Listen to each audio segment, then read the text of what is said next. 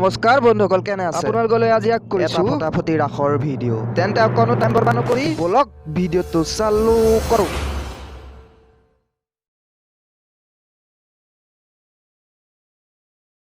বন্ধুসকল, আজি আমি পাতিম মাজুলীৰ ৰাসৰ বিষয়ে। আপোনালোকে জানে ৰাসলৈ আৰু মাজত মাথো কেইটামান দিন আছে বাকী। সকলোৱে আহিব আৰু মাজুলীত এখন ৰাস চাই যাবহি। মাজুলীৰ চুকে কোণে বহুত জেগাতে ৰাস হয়।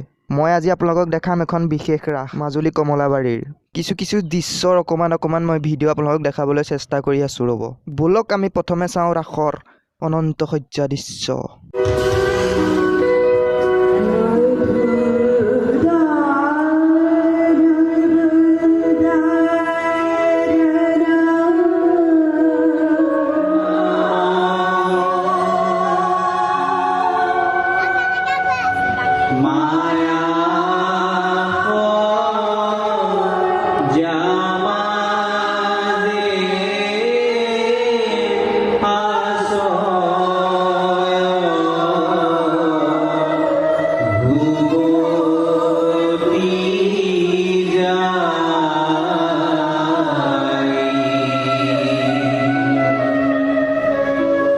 বন্ধুসকল, দৃশ্যবোৰ সম্পূৰ্ণকৈ মই দিয়া নাই, মই কাটি এডিট কৰি দিছোঁ ভিডিঅ'বোৰ। বেয়া নাপাব, সম্পূৰ্ণকৈ দিব নোৱাৰি। ব'লক এতিয়া আমি চাওঁ কংস আৰু চানুৰ।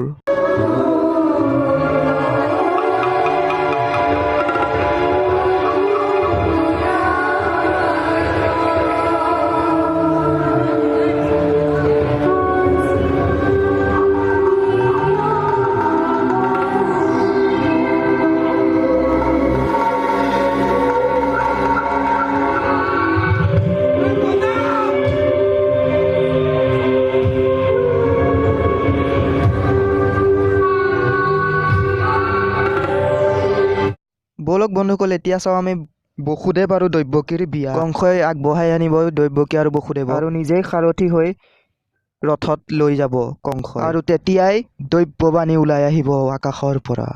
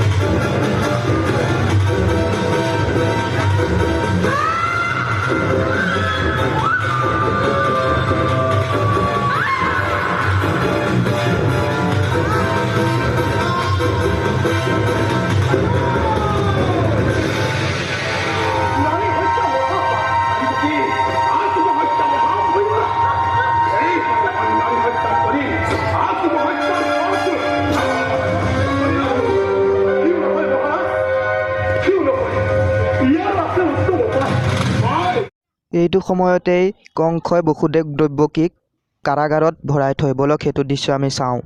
কাৰাগাৰত কৃষ্ণ জন্ম হয় আৰু নন্দৰ গৃহলৈ লৈ যায় বসুদেৱে।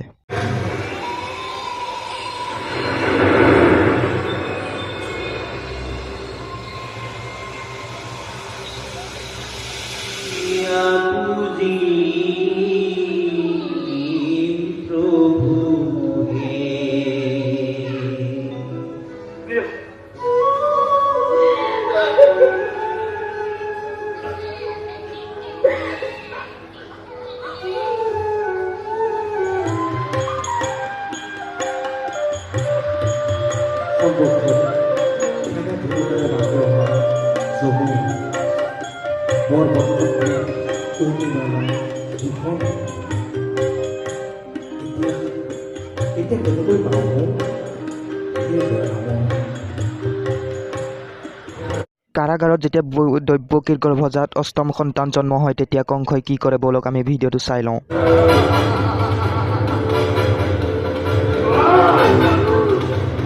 দৈৱকীৰ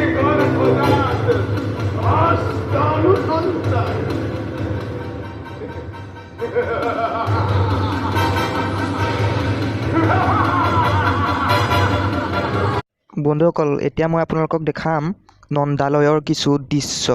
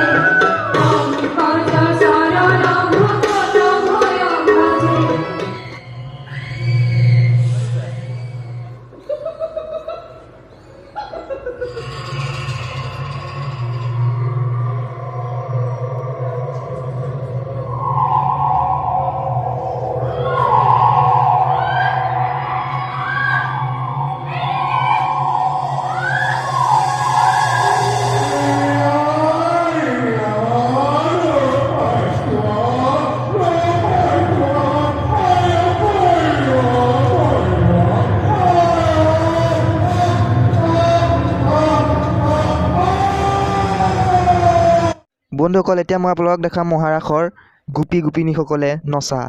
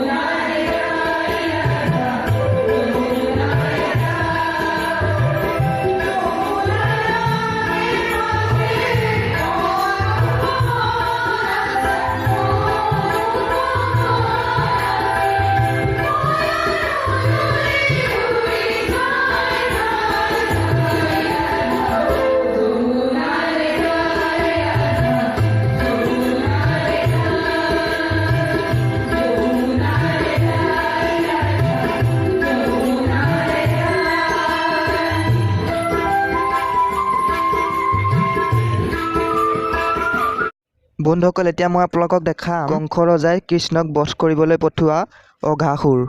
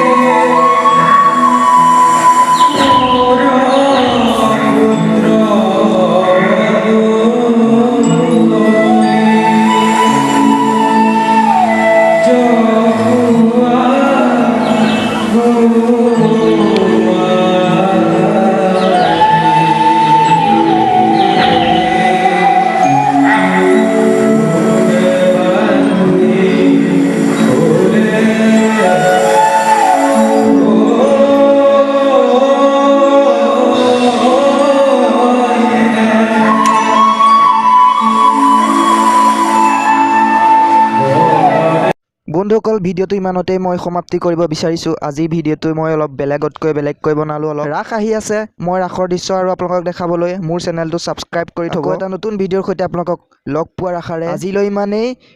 বাই।